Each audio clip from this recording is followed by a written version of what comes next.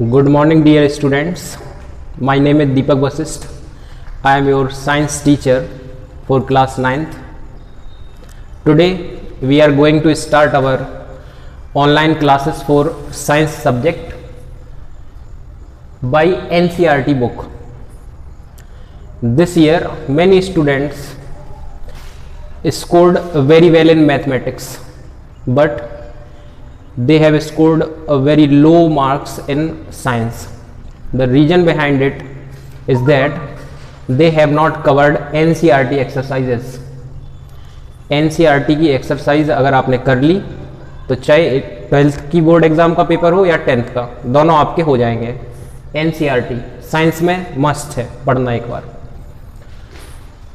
Day to day life में जो भी स्टडी आप देखते हैं, चीज़ों को सुनते हैं या महसूस करते हैं, ये सब फिजिक्स से जुड़ी हुई है. The science of daily life is called physics. In class 9th our first chapter is related to motion.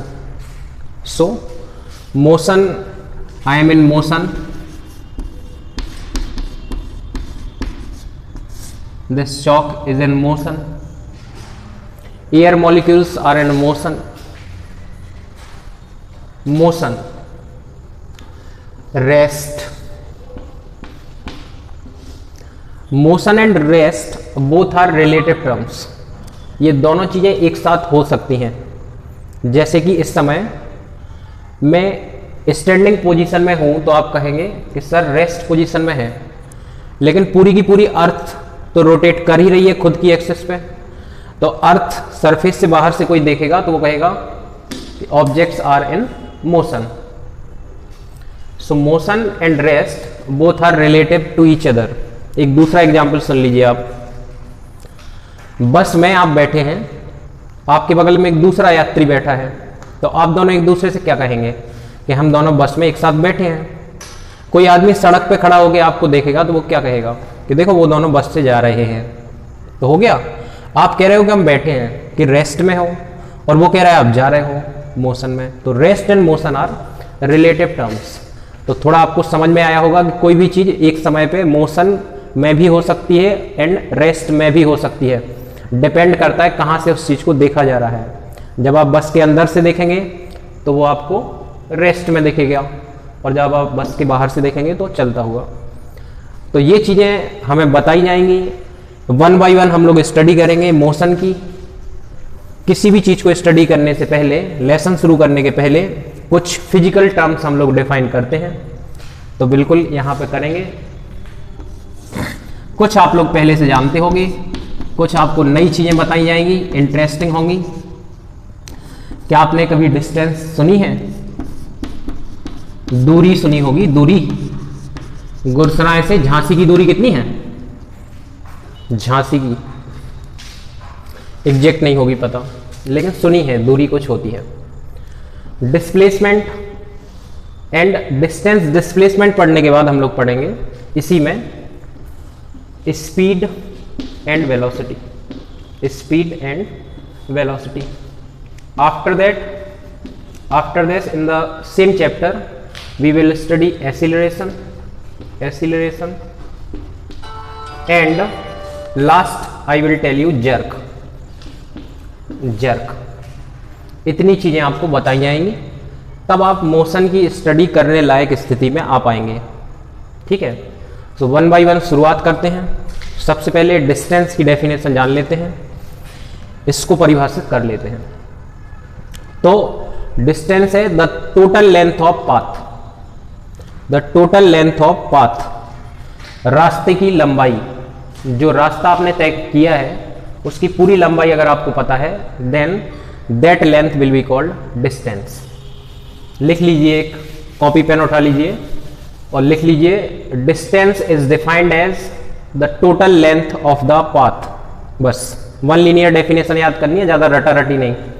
It's unit is metre और यू कैन से किलोमीटर, लेकिन MKS बताते हैं हम लोग. क्या? Metre kilogram second. MKS unit आपको याद रखनी है, then MKS unit is metre.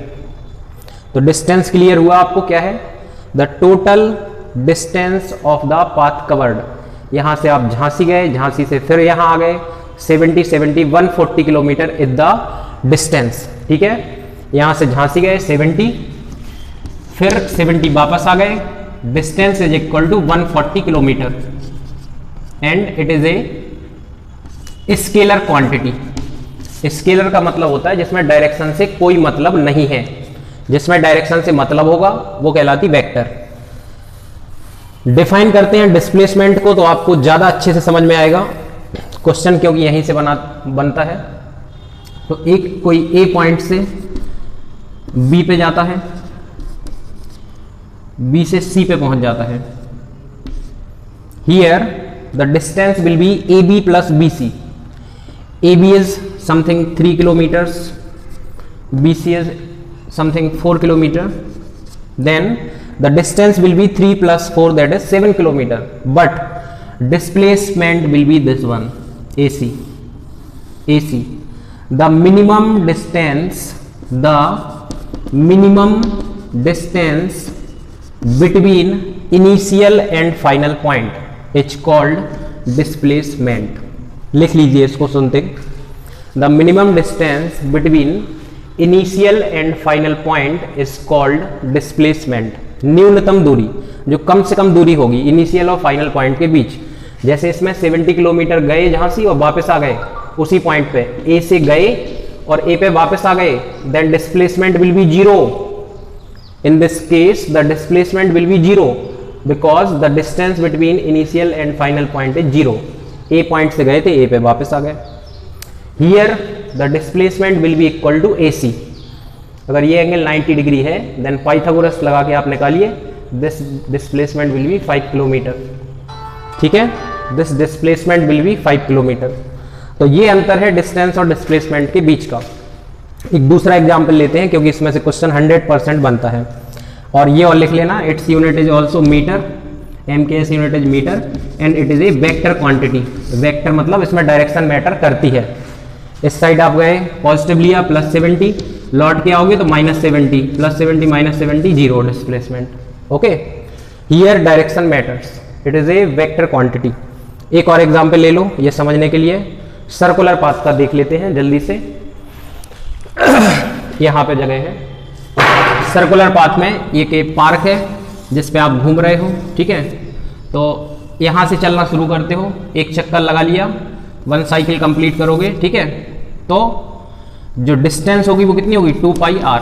ठीक है, ये डॉट डॉट डॉट आपका रास्ता है, ये बढ़िया पार्क है। ठीक, घूमो इसमें आप।